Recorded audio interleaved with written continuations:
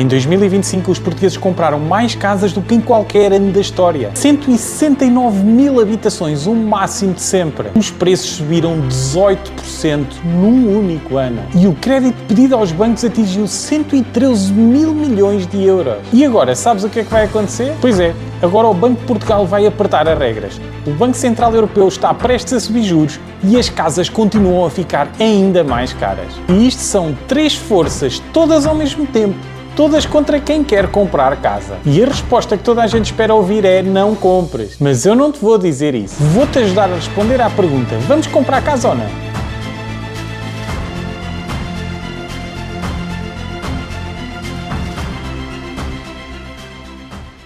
Bem-vindo ao Finanças com o Calvário.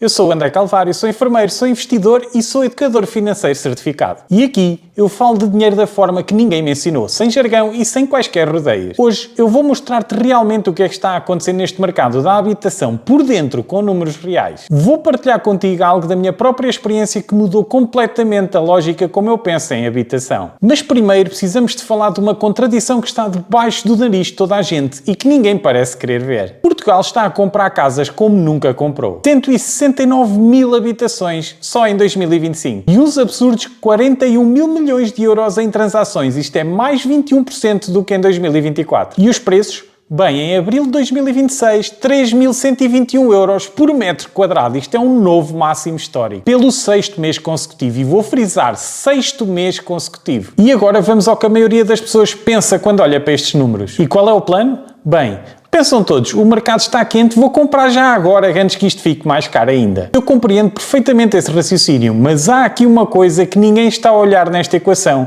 e que pode virar completamente esse raciocínio ao contrário. Repara, o BCE, o Banco Central Europeu, está prestes a subir as taxas de juros. A subida em junho é descrita pelos economistas como praticamente inevitável. E sabes o que é que os mercados financeiros antecipam? Antecipam que a taxa passe dos 2% para 2,25% em junho, 2,5% no verão e possivelmente 2,75% até dezembro. E agora tu estás a olhar e estás a dizer para mim: Calvário, mas isso é em Frankfurt, o que é que isso tem a ver comigo? Pois eu digo-te, tem tudo. Porque a Euribor, que indexa a maioria dos créditos à habitação em Portugal, sobe quando o BCE sobe a taxa de juros de referência. E quando a Euribor sobe, a tua prestação sobe também. Para neste exemplo, 150 mil euros de crédito, 30 anos de duração. Uma subida de 0,5 pontos na Euribor pode significar 35 euros a 40 euros por mês a mais na tua prestação. E portanto repara, se o BCE subir 3 vezes essa taxa e eventualmente pode subir, isso pode ser mais de 100 euros por mês, no caso de um crédito de 150 mil euros. E portanto temos casas mais caras, crédito mais caro e ainda por cima o Banco de Portugal a apertar as regras de acesso ao crédito. Eu sei, estás a pensar que este ponto é bastante técnico, mas quando compreenderes o que é que isto significa na prática, vais perceber exatamente porque é que isto muda tudo para quem está a querer comprar casa agora. E por isso vamos aos números e vamos começar pela taxa de esforço. E o que é isto, a taxa de esforço? É a percentagem do teu rendimento líquido mensal que vai para pagamento de todas as dívidas que tenhas. Imagina que ganhas 1.500 euros por mês. A tua prestação da casa é de 600 euros. A taxa de esforço é de 40%. É fácil de compreender. E até há poucos dias o Banco de Portugal permitia um máximo de 50% desta taxa de esforço.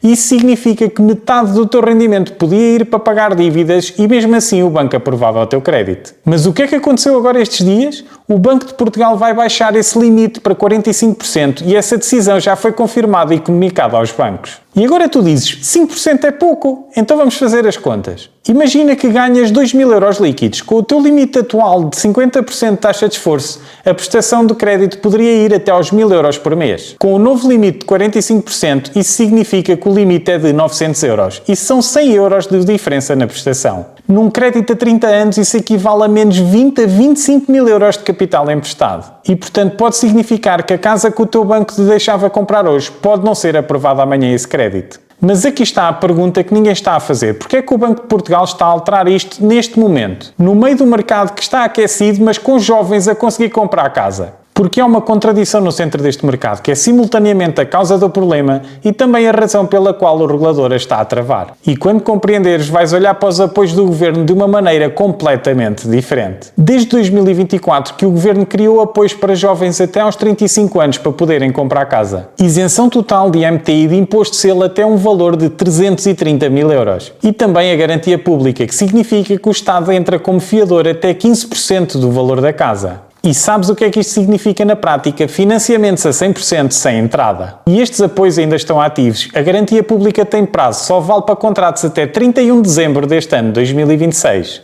E sim, o objetivo era nobre, ajudar jovens sem poupanças a conseguir entrar no mercado da habitação, mas aqui está o que verdadeiramente aconteceu. 77 mil jovens já beneficiaram da isenção de impostos. A garantia pública hoje representa mais de 40% do crédito contratado por jovens para a habitação. E isso significa que 1 em cada 4 compradores em 2025 pediu entre 90% e 100% do valor da casa. Sem poupança, sem almofada, com a casa financiada a 100%. E agora tu estás a dizer, mas Calvário, isso é bom porque os jovens conseguem comprar casa. Eu percebo e o apoio em si não é mau. Mas quando tanta gente entra no mercado ao mesmo tempo, com dinheiro fácil e sem entrada, a procura explode. E quando a procura explode sem oferta para responder, os preços explodem também. E assim o Estado criou um apoio para tornar as casas mais acessíveis, mas na realidade o que fez foi tornar as casas mais caras. E atenção, isto não é uma crítica, isto é o mercado a funcionar. E é exatamente isso que o Banco de Portugal tenta travar agora, que foi aquilo que o Governo criou. Mas agora vem a parte que eu acho mais importante deste episódio, porque toda a gente fala do mercado como se fosse uma linha que apenas sobe. E eu estou aqui para te dizer que não é, porque eu vivi pessoalmente a prova de que não é assim e isso mudou tudo na forma como eu decido. Porque os mercados imobiliários também têm ciclos, sempre tiveram e na realidade ninguém tem bola de cristal nenhuma. Mas a história diz algo que nós não podemos ignorar e que eu te vou dizer agora o que é. Durante a chamada crise do subprime em 2008 e 2009, o mercado corrigiu fortemente. Durante o período da Troika entre 2011 e 2014, aconteceu exatamente a mesma coisa. Claro que as circunstâncias agora são diferentes, mas será que isto significa que os preços vão cair agora? Não sei, mas podem acontecer coisas diferentes. Podem estabilizar, pode existir uma correção suave ou podem até continuar a subir mais devagar. Mas eu vou-te dar o que é um exemplo de um ciclo diferente do mercado imobiliário. Porque se passou comigo. E foi em 2012. Eu fui ver um imóvel em 2012, tinha um preço e não comprei nesse momento porque achei que estava cara. Um ano depois a mesma casa estava à venda com um desconto de 30%. Nessa altura fechei negócio. Quando mais tarde vendi a casa foi um bom negócio, mas na realidade não foi porque fiz algo de extraordinário na venda. Foi sobretudo porque a compra foi feita no preço certo. E portanto o que eu te quero chamar a atenção é que os bons negócios fazem-se na compra, não na venda. Porque um ativo excelente comprado a um preço absurdo é pior do que um ativo razoável comprado a um preço justo. Fixa isto, o preço de entrada é tudo. E aqui está outra ideia que eu quero que tu leves deste episódio. E sabes qual é? É que a casa é um ativo, mas muita gente não a trata assim. Porque ninguém compra ações no máximo histórico a 100% financiado sem um fundo de emergência. Mas com casas fazemos isso sem pestanejar, porque a casa parece diferente, parece segura e parece que vai sempre para cima. Mas toma atenção, não é invulnerável, é um ativo com custos e com ciclos. Historicamente tem valorizado e tem muitos dados que suportam uma evolução positiva no longo prazo.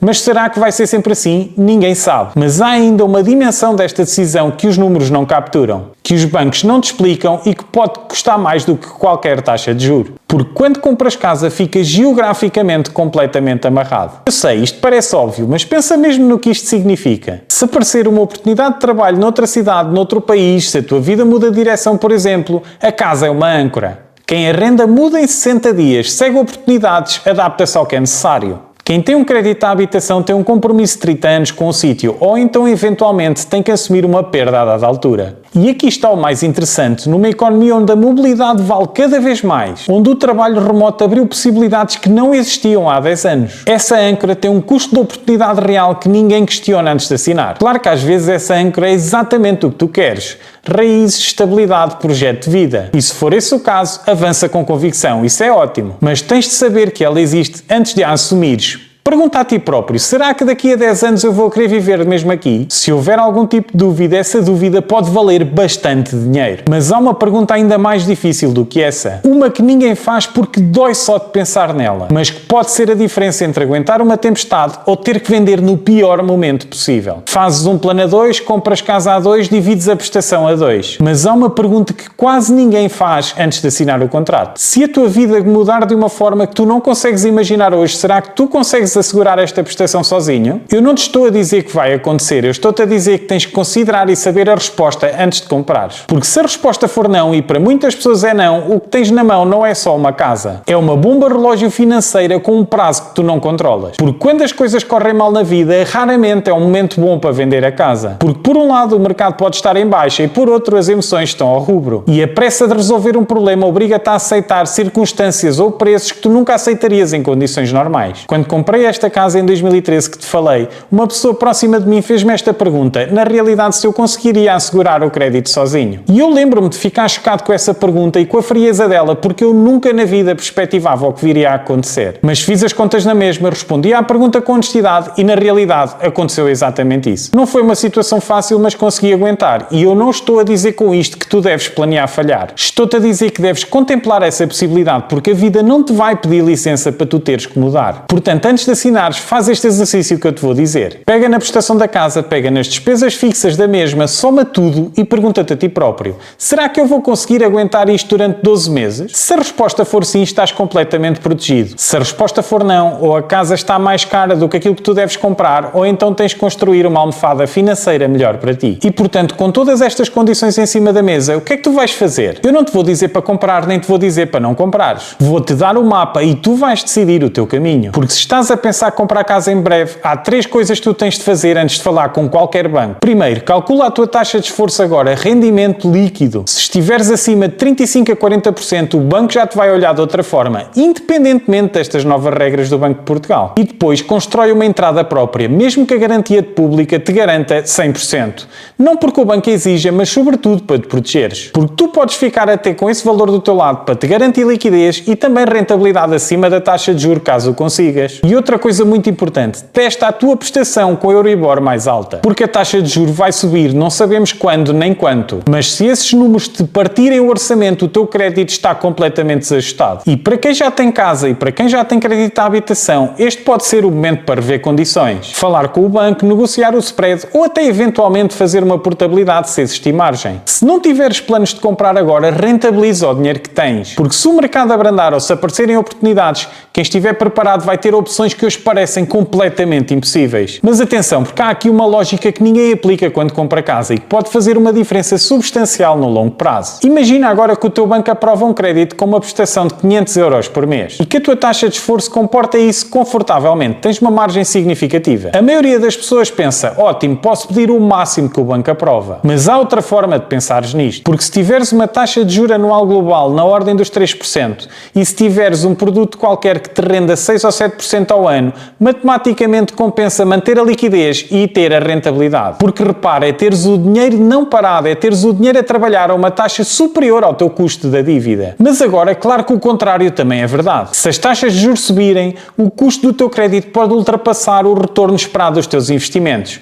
E isso significa que nessa altura pode fazer sentido amortizar. Portanto, a lógica não é pagar tudo de uma vez nem pedir o máximo. A questão principal é qual é o custo real da minha dívida versus o retorno do capital que eu tenho investido. E essa é a pergunta que o investidor faz e não um comprador. E aqui está a última coisa que eu quero que tu leves deste episódio. A casa é um ativo no teu balanço, não é apenas o sítio onde tu vives. E isso significa que o valor de mercado importa e que a potencial mais-valia a cada momento pode significar muito. Quando comprares, não compres apenas a pensar onde vais viver. Compra a pensar que esse ativo pode fazer diferença para ti daqui a 10, 15, 20 anos ou até menos, quem sabe. E eu não estou a dizer que tu tens que ser um investidor imobiliário. Estou-te a dizer que a casa é um ativo. Tu nunca deves esquecer que é um ativo e que esse potencial tem que entrar na tua equação financeira. Porque a decisão mais inteligente não é a mais cara nem é a mais barata. É a que maximiza o teu balanço global, liquidez, custo de dívida, potencial do ativo e também, claro, e nunca esquecendo, a qualidade de vida. E portanto a resposta àquela pergunta do vamos comprar casa nunca pode ser nem sim, nem não. Tem que ser depende do negócio e depende sobretudo se tu estás preparado para o fazer. E toma atenção porque a preparação não é uma sorte, é uma decisão que tu tomas hoje. Se este episódio te fez parar para analisar todos estes aspectos, então fez exatamente aquilo que eu queria que fizesse. Peço-te para partilhares com alguém que esteja exatamente neste processo, porque pode ser o empurrão que essa pessoa precisa para decidir com a cabeça e não com a emoção. Obrigado por estares aí e nunca te esqueças, um euro melhor gerir hoje, um calvário a menos na tua vida, no teu futuro.